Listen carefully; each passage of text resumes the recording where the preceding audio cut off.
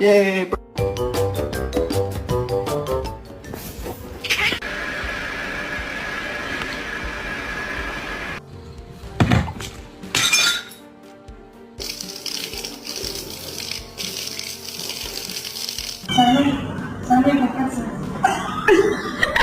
I mean, I was just coming to say